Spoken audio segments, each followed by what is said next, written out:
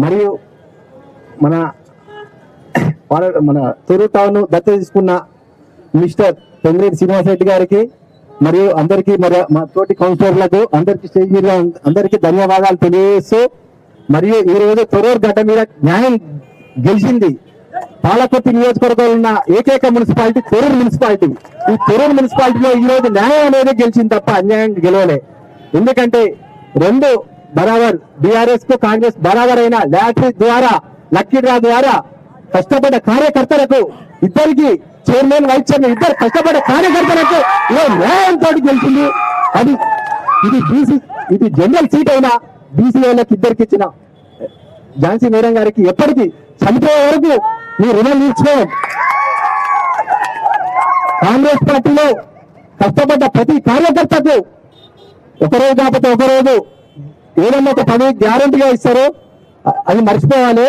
మేము కూడా గతంలో అధికారం లేనప్పుడు కూడా ఉన్నాం. నేను వైస్ చైర్మన్ ఇద్దరం, అధికారం లేనప్పుడు ఇద్దరం ఉన్నాం. ఆ దేవుడు అనేటోడు చూసి ఈరోజు మాకు ఇచ్చిండు, న్యాయం గెలిచింది అంతే. ఝాన్సీ మేడం గారికి మరి యశస్విని రెడ్డి అక్క గారికి ఇద్దరికి మరియు చనిపోయేదాకా మేము రుణం తీర్చుకోం. ఎవరు మాకు ఎన్ని ముచ్చట్లు చెప్పినా ఎన్ని చేసినా ఏం చేయనా మీతోటే ఉంటాం, మీ వెంటనే నడుస్తాం. మీకు ఎప్పుడంటే అప్పుడు మేము ఆపదంటే అన్ని రంగాలలో కూడా మీతో ఉంటాం అని హామీ ఇస్తున్నా. ఇంకొకటి నాకు చేసిన సెకండ్ వార్డు ప్రజలందరికీ మరియు అందరికీ పేరు పేరు ధన్యవాదాలు తెలియజేస్తున్నాను.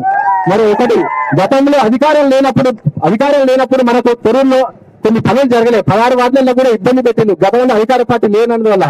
ఈరోజు అధికార పార్టీ ఉన్నది, ఎమ్మెల్యే యశస్విని రెడ్డి ఉన్నది, మినిస్టర్ పొంగిరెడ్డి శ్రీనివాసరెడ్డి గారు ఉన్నారు, దత్తత తీసుకున్నారు. కాబట్టి 100% తొర్రూరులో ప్రతి ఒక్క పని డ్రైన్లు సీసీలు ఏ హామీ అయినా ఏ పేద ప్రజలకైనా కూడా హామీ ఉంటామని చెప్తున్నా. 16 వార్డులలో అందరినీ ఏ ఆపద వచ్చినా ఏం చేసినా ప్రతి ఒక్కరిని ఆడుకుంటా.